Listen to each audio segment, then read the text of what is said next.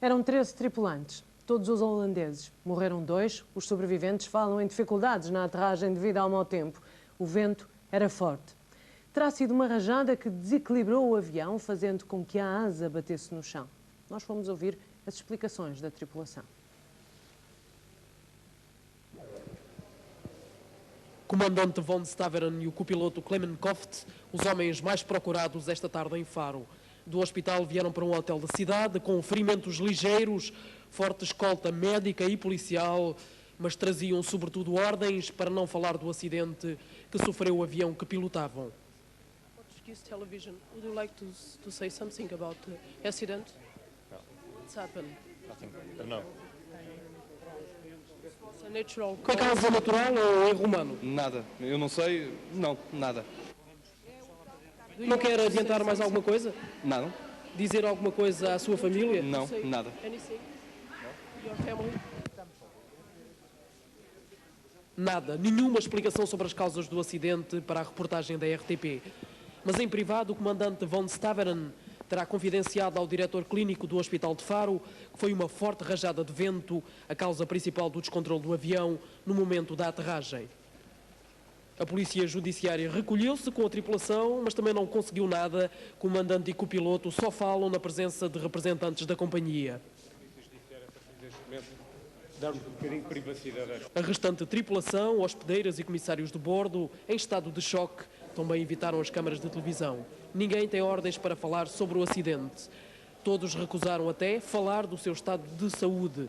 Recorde-se que dos 13 membros da tripulação, 2 morreram, os restantes têm apenas ferimentos ligeiros. No hotel receberam ainda roupas, cobertores e comida, tudo sobre o olhar atento das autoridades portuguesas. O que é certo é que quando o acidente ocorreu estava no ar um aviso de situação perigosa na região de informação de voo, que abrange também a região algarvia. A situação meteorológica é caracterizada por uma depressão muito ativa, com cumulonimbos, são nuvens de forte desenvolvimento vertical, que se podem, aliás, ver nesta imagem que foi muito próxima da hora da ocorrência do acidente. Esta faixa nebulosa é constituída por aglomerados dessas nuvens de forte desenvolvimento vertical. Havia trovadas essas que são acompanhadas por correntes descendentes dessas mesmas nuvens, que poderá ter eventualmente provocado uma forte componente descendente, com rajadas também à superfície. O vento estava praticamente de sueste, com 22 nós, vento médio, cerca de 40 km por hora, com rajadas da ordem dos 60 km por hora. Um piloto, quando vai aterrar numa situação de instabilidade como esta, deve deixar passar os cumulonimbus, porque essas nuvens têm associadas, como disse, às vezes correntes descendentes que podem provocar o esmagamento do avião contra a pista. E são nuvens que passam normalmente depressa, bastava dar umas voltas, provavelmente poderia aterrar depois em segurança. E novamente do aeroporto de Faro temos o Paulo Lavadinho. Paulo, que outras explicações são dadas para este acidente? Se é que há outras explicações? Quem levantar ou pousar nesta altura no aeroporto de Faro terá a oportunidade de ver através da vigia do aparelho em que viaja a carcaça do DC-10 da companhia holandesa que se despenhou aqui esta manhã. É o movimento de aviões que lá fora se sucede desde que a pista foi considerada operacional desde as 19 horas. E eram 19h51 quando o primeiro aparelho aterrou aqui no aeroporto de Faro, depois do acidente desta manhã. Isto enquanto aqui no interior das instalações do aeroporto continua reunida a comissão de inquérito, nomeada para tentar apurar as causas deste acidente. Ela é constituída por 4 elementos da Direção-Geral da Aeronáutica Civil portuguesa e também por 2 elementos holandeses das autoridades aeronáuticas daquele país. Eles têm estado aqui reunidos, nós não tivemos acesso à reunião, como é natural, nem mesmo sequer para poder recolher qualquer tipo de imagem. Contudo, foi possível saber que as caixas negras do aparelho serão analisadas em breve em 2 laboratórios especializados, um em Inglaterra e outro nos Estados Unidos. E não serão aqui em Portugal feitas essas análises porque as caixas estão bastante danificadas. Caso contrário, haveria alguma possibilidade, segundo conseguimos saber, de fazer essa leitura das gravações das caixas negras do aparelho aparelho aqui no nosso país. Entretanto, os últimos números dizem que são pelo menos 54 mortos que resultaram deste acidente. No entanto, para confirmar este e outros números, para além de nos poder serem divulgados outros elementos sobre este acidente, o jornalista Paulo Bastos tem junto a si, num outro posto de reportagem aqui em direto no aeroporto, precisamente o diretor Carlos Ceruca Salgado. Estamos num dos extremos do aeroporto de Faro, mesmo junto ao controle de tráfego aéreo. Ponto de comando fica aqui mesmo por cima de nós. E curiosamente acaba de chegar, não estranhem todo este movimento, todo este ruído à nossa volta, acaba de chegar aqui ao aeroporto de Faro mais um avião com proveniência da Holanda. É aquele da Transavia, aquele que tem um leme verde. Curiosamente, mesmo por detrás está o avião que chegou 5 minutos antes do avião acidentado. Outro avião da Air Martin, da Holanda. Do acidente, já toda a história foi contada. De resto, temos a prova neste momento. A tónica tem sido toda ela colocada na eficiência dos serviços de emergência aqui no aeroporto de Faro. Tenho aqui comigo o diretor do aeroporto de Faro. Boa noite. Foi um bico de obra, ainda não faz um mês que está de serviço aqui no aeroporto de Faro. Efetivamente, há cerca de dia 20 de novembro, tomei posse do lugar de diretor do aeroporto de Faro. Continua a colocar toda a tónica na eficiência dos seus serviços? Continuo a tocar porque foram de uma eficiência fantástica.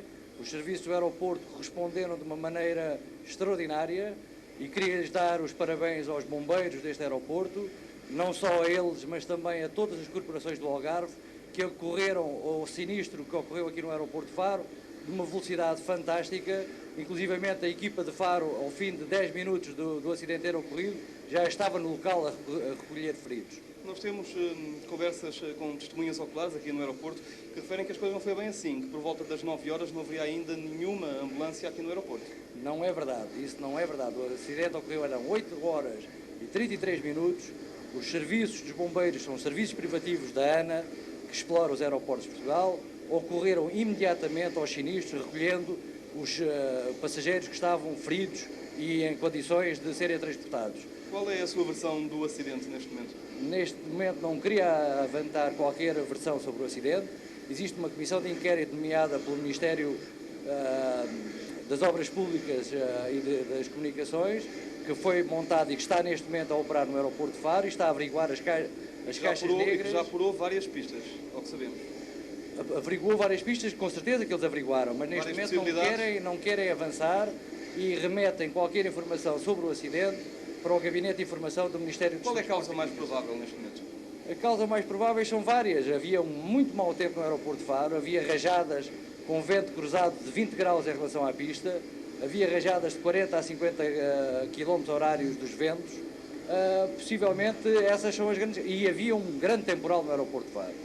Mas essas são umas causas próximas, é capaz de haver outras. Põe de lado quaisquer responsabilidades do aeroporto de Faro? Da parte do aeroporto de Faro e da parte da ANAEP, que é a empresa exploradora dos aeroportos, neste momento eu ponho de parte qualquer responsabilidade destas entidades. Paulo Bastos. Não podia ter sido evitado se o aeroporto de Faro tivesse um sistema de navegação via rádio, um ILS? Negativo. O aeroporto de Faro, como sabe, tem 27 anos de idade, já tiveram condições de muito mau tempo no aeroporto de Faro e os aviões sempre aterraram aqui. Os acidentes sucedem-se, é como nas estradas, umas vezes os carros são bons e também a eles há acidentes. Aqui aconteceu hoje, para azar de Portugal e para azar do aeroporto de Faro. E para azar do Algarve?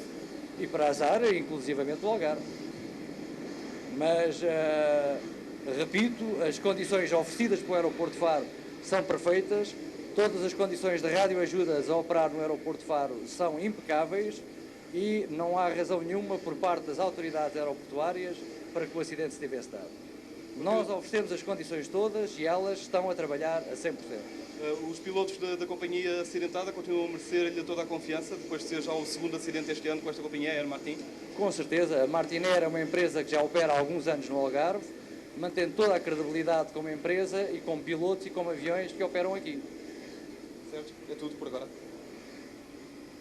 Foi o Paulo Bastos. Bom, e nós vamos ficar por aqui, isto enquanto os aviões continuam a levantar e a aterrar aqui no aeroporto de Faro, como suponho será possível vermos neste momento através das imagens. São aviões constantemente a levantar e a aterrar. É natural, o aeroporto esteve encerrado durante várias horas, desde as 8h30 desta manhã, quando se verificou o acidente com o DC-10 da companhia holandesa. Foi o Paulo Lavadinho e o Paulo Bastos, em direto do aeroporto de Faro.